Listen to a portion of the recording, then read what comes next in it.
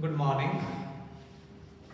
आज हम +1 का पहला चैप्टर सेट्स डिस्कस करेंगे। जब हम सेट्स के बारे में बात करेंगे तो उससे पहले हम मेन बात ये कर लेते हैं कि हम जनरली इन वीडियो लेक्चर्स में सिर्फ और सिर्फ एनसीईआरटी बेस ही लेक्चर डिलीवर करेंगे, यानी कि हम एनसीईआरटी से अबो लेवल या थोड़ा सा भी उधर नहीं जाएंगे। सिर्फ और सिर्फ जब तक एक लॉकडाउन रहेगा तब तक हम सिर्फ आपसे जो भी वीडियो शेयर करेंगे वो आपकी एनसीईआरटी बुक से ही रिलेट करेगा। इसलिए आपको जो मैथ्स की बुक है वो आपको एनसीईआरटी ही खरीदनी है। आप एनसीईआरटी घर में खरीद लें, एक अच्छा सा रजिस्टर ले लें और फिर फेयर कॉपी बनाना स्टार्ट कर दें। होमवर्क को चेक करवाएं, अगर कोई डाउट है तो उसके बाद हम डिस्कस करें। इसी प्रोसीजर के साथ हम धीरे धीरे आगे बढ़ेंगे। तो पहला चैप्टर आपके सेट्स आता है। और रही बात छोटी सी एक और बात कि जैसे कंपटीशन की बात करेंगे तो कंपटीशन में हो सकता है हम अमित अग्रवाल डिस्कस करें, हो सकता है एसके गोयल डिस्कस करें, वो सेकेंडरी थ्योरी है, उससे में देखेंगे जिसमें हम रेगुलर क्लास में जाएंगे। जब तक एक लॉकडाउन है तब तक सब और सब बोर्ड बेस यानी सब आपका एनसीईआरटी बेस ही रखेंगे। सबसे पहला टॉपिक आता है सेट्स का। आज थोड़ा सा हल्का फुल्का इंट्रोडक्शन पे ही जाएंगे। एक्चुअली स्टार्टिंग देखते हैं, हल्का फुल्का स्टार्ट करते हैं आज 15-20 मिनट तक। जब हम सेट्स पे जाएंगे तो सबसे पहले हम डिस्कस करते हैं सेट्स की डेफिनेशन। किस पे जाएंगे? डेफिनेशन। जब हम डेफिनेशन पे जाएंगे तो डेफिनेशन के बाद स्वाभाविक है भाई इसकी कोई ना कोई रिप्रेजेंटेशन भी होगी। जब डेफिनेशन पे जाएंगे तो डेफिनेशन के बाद हमने इसको राइट डाउन भी करना होता है। जब राइट डाउन करेंगे तो उसको मैथमेटिकली रिप्रेजेंटेशन करने का या राइटिंग करने का कोई ना कोई मेथड भी होगा जिसे हम राइटिंग मेथड कहेंगे। जब हम राइटिंग मेथड पे जाते हैं तो इसकी राइटिंग मेथड स्वाभाविक है, जब रिप्रेजेंट करेंगे तो राइट तो करेंगे ना, राइटिंग करेंगे तो उसके भी कोई ना कोई मेथड होंगे। इसके जनरली 2 मेथड होते हैं। जब हम राइटिंग मेथड पे जाते हैं तो इसके जनरली कितने होते हैं? 2 मेथड्स होते हैं। 2 मेथड्स होते हैं रिप्रेजेंट करने के।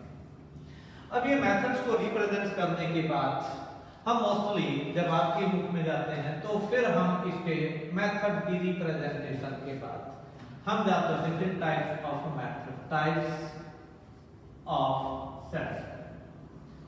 फिर हम जाएंगे टाइप्स ऑफ सेट्स पे।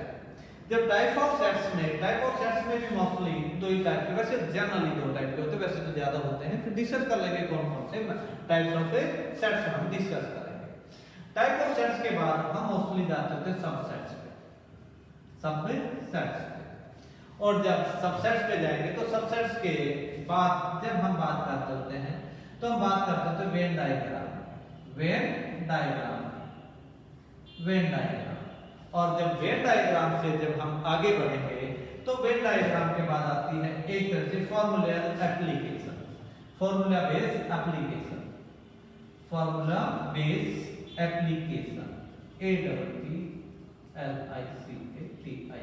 एप्लीकेशन मतलब जब हम बात करेंगे तो सेट्स की बात करेंगे तो सबसे पहले हम बात करेंगे डेफिनेशन। किसकी बात करेंगे? डेफिनेशन की, यानी कि सेट कहते किसे। फिर सेट को रिप्रेजेंट कैसे करते हैं, फिर से मैथमेटिकली लिखते कैसे। मैथमेटिकली रिप्रेजेंटेशन करने के बाद हम जाएंगे कि फिर अलग अलग कंडीशन होगी, अलग अलग कंडीशन के अकॉर्डिंगली टाइप्स ऑफ सेट्स बनेंगे। फिर हम टाइप्स ऑफ सेट्स पे चले जाएंगे। टाइप ऑफ सेट्स के बाद फिर हम सबसेट की बात करने लग जाएंगे। और सबसेट्स के बाद हम बात करेंगे कि उनको अगर फिगर में किसी तरीके से रिप्रेजेंट करना है, यानी कि ग्राफिकली अगर रिप्रेजेंटेशन करनी है, ग्राफ बना के किसी को समझाना है तो ग्राफिकली या पिक्चराइजेशन बना के, यानी कि कोई पिक्चर बना के अगर हम उसे रिप्रेजेंट करना है तो फिर हम उस रिप्रेजेंटेशन को वेन डायग्राम कहते हैं। उस वेन डायग्राम को हम कैसे बनाते हैं, और वेन डायग्राम के बाद फिर कुछ फार्मूला होंगे और उनके एप्लीकेशन बेस्ड क्वेश्चन होंगे। और एक्चुअली अगर बात करें तो मोस्टली पूरे का पूरा जरूरी है, पूरे का पूरा बहुत जरूरी है, पर कंपटीशन वगैरह का भी बात करें तो ये ही लास्ट में जो सबसे लास्ट में आगे आपके पास ये 2 कंसेप्ट जो लास्ट में आते हैं ये बहुत जरूरी बनते हैं हर एक टाइप के कंपटीशन में। लास्ट के जो सबसे तो ये 2 लास्ट बन गए, यानी कि एक वेन डायग्राम, एक फार्मूला बेस्ड क्वेश्चन जो हो गए। ये जो लास्ट के 2 टॉपिक हैं ये कंपटीशन बेस्ड बहुत इंपॉर्टेंट टॉपिक बन जाते हैं हर टाइप के कंपटीशन में। यही दोनों मोस्टली पूछे जाते हैं, बाकी पूछे जाते होंगे पर ये सबसे ज्यादा पूछे जाते हैं, यानी कि ये कॉम्पिटिशन बेस पे और ये पूरे का पूरा बोर्ड बेस पे बहुत जरूरी होता है। ठीक है, हम बात कर रहे थे, फिर बार बार एक ही बात कर रहे हैं कि आपको एनसीईआरटी की बुक्स खरीद लेनी है। हम पहले चैप्टर से स्टार्ट करेंगे। आज हम जस्ट डेफिनेशन पे जाएंगे, जस्ट डेफिनेशन। किसकी बात करेंगे? डेफिनेशन की।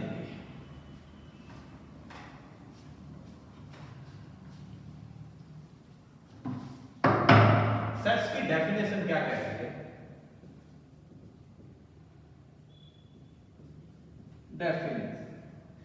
डेफिनेशन कहते हैं ए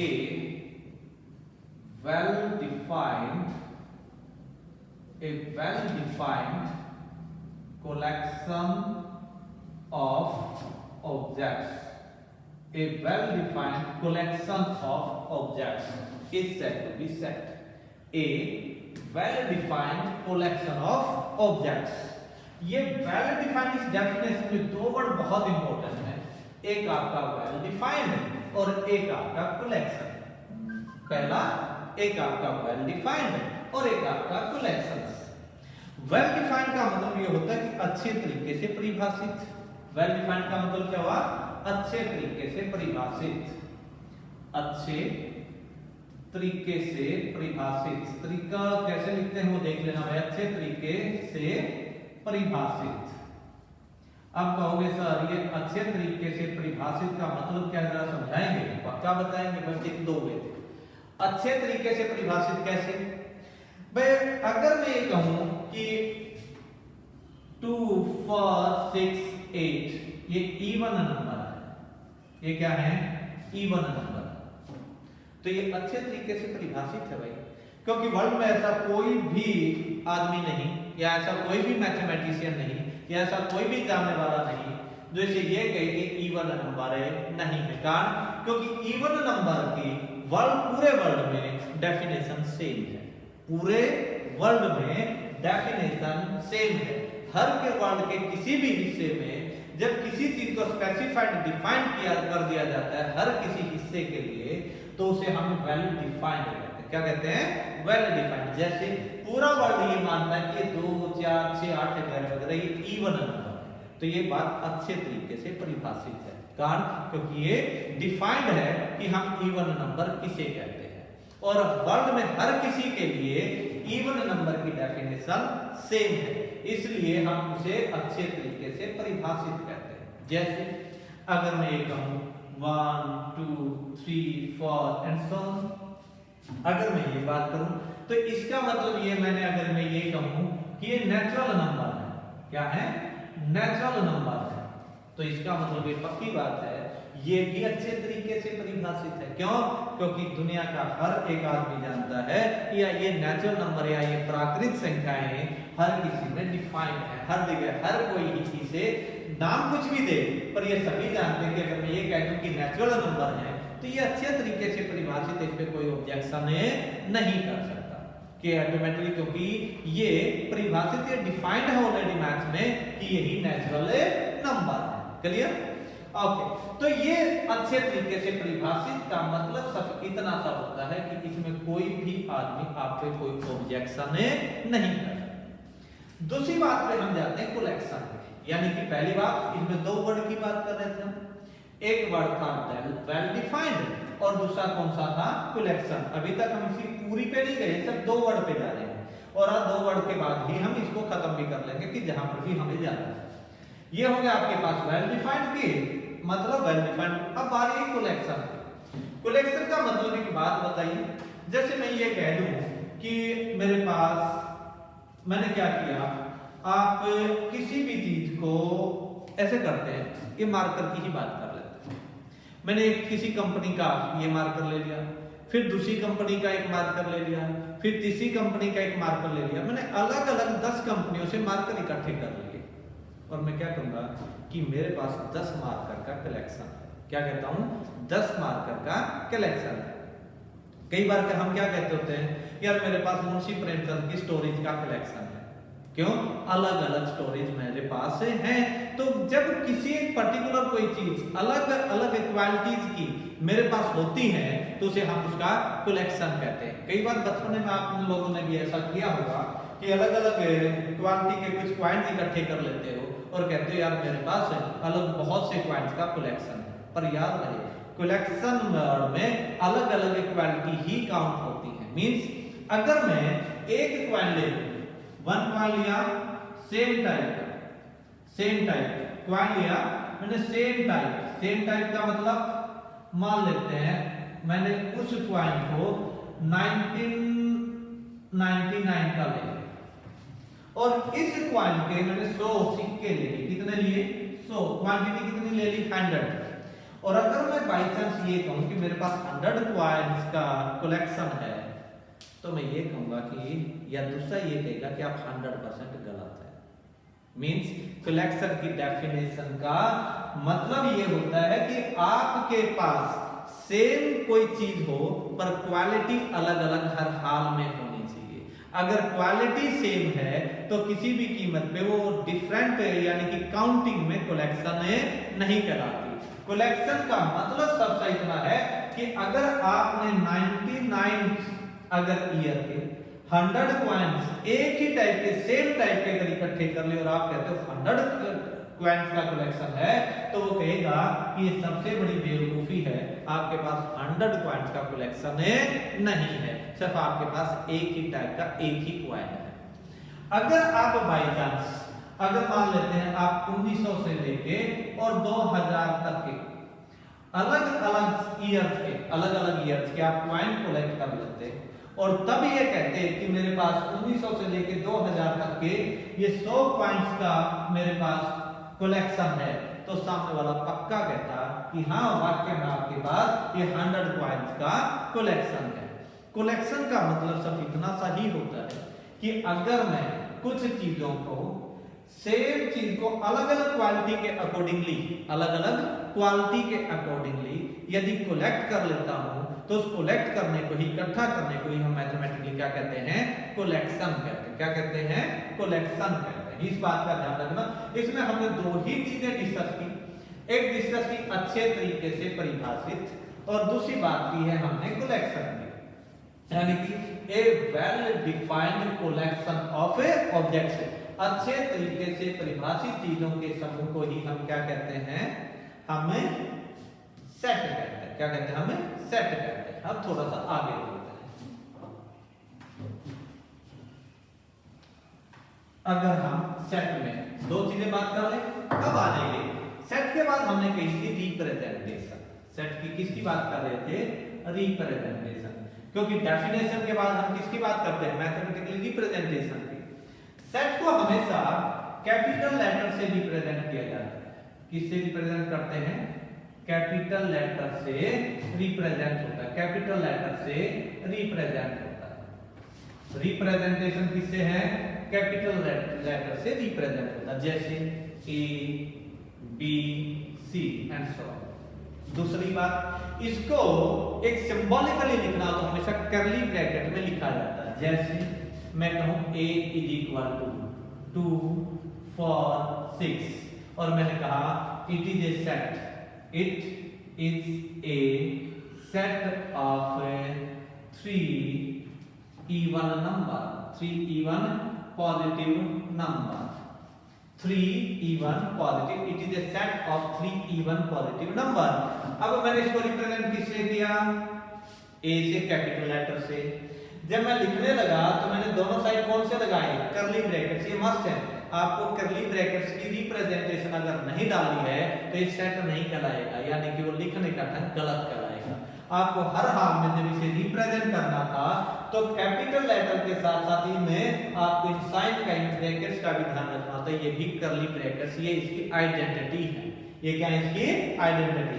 अगर कैपिटल लेटर इसकी रिप्रेजेंटेशन है तो ये जो कर्ली ब्रैकेट्स है, ये कर्ली ब्रैकेट्स इसकी आइडेंटिटी कहलाते हैं। क्या कहलाते हैं? आइडेंटिटी। ये जो कर्ली ब्रैकेट्स हैं इसकी आइडेंटिटी है।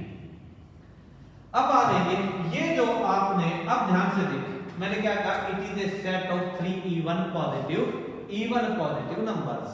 अब आ जाइए, दुनिया में ऐसा कोई भी आदमी नहीं है जो ये नहीं कहेगा कि वाक्य में 3 इवन पॉजिटिव नंबर का कलेक्शन है। भाई 3 अलग अलग नंबर मैंने कलेक्ट किए और इस कलेक्शन को ही मैंने क्या कहा, सेट कहा।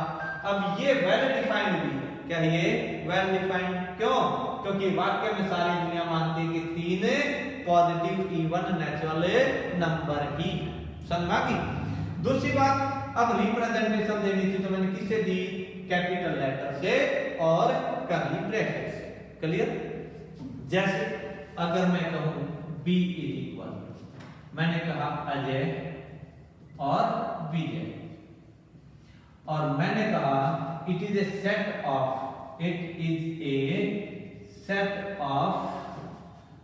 Of my friends, it is a set of my friends. तो सही बात है, ये भी वेल डिफाइंड हो गया। अब कहोगे वेल डिफाइंड कैसे हो गया? क्योंकि मैंने कह दिया कि ये मेरे 2 दोस्त हैं और मेरे दोस्तों को तो मुझे ही डिफाइन करना है ना।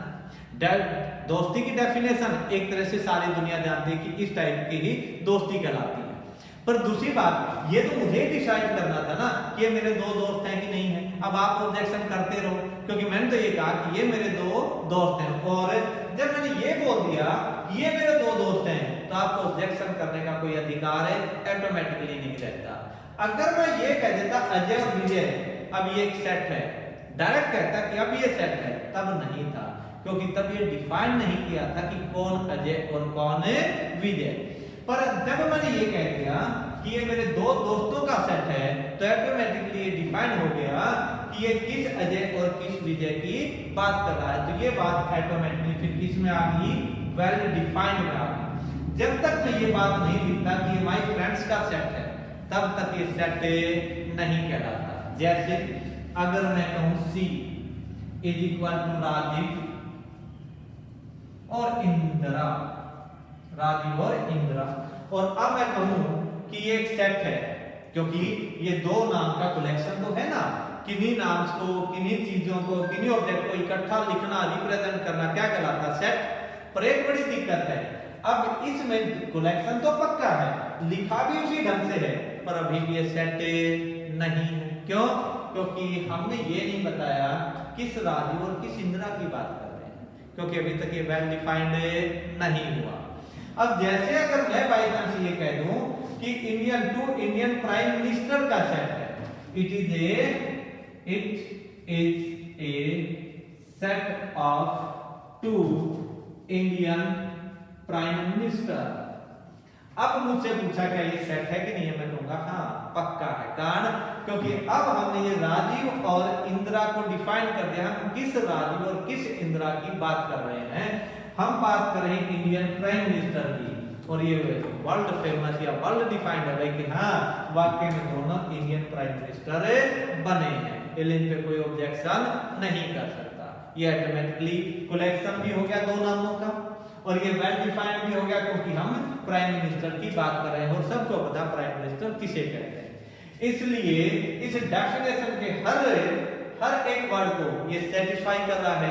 Yes it is a set, yes it is a set. Actually हम लोग आपको स्टार्टिंग करनी थी, हमने सेट किसे कहना है और किसे नहीं कहना। ये बिल्कुल पहला वर्ड है आपकी बुक का, और पहली एक्सरसाइज थी आपको सबसे आप तक पहुंचना था इन डेफिनेशन के अकॉर्डिंगली। हमने सिर्फ आज डेफिनेशन की बात करनी थी। एक्चुअली हम लेक्चर कल से स्टार्ट करेंगे सेट को लेके। आज आपको जस्ट ये हल्का फुल्का रीड करना है, एक रजिस्टर खरीद लेना है और आपके एनसीईआरटी की बुक खरीद लेनी है, ताकि हम कल से होमवर्क स्टार्ट कर सकें। थैंक यू, फिर मिलते हैं।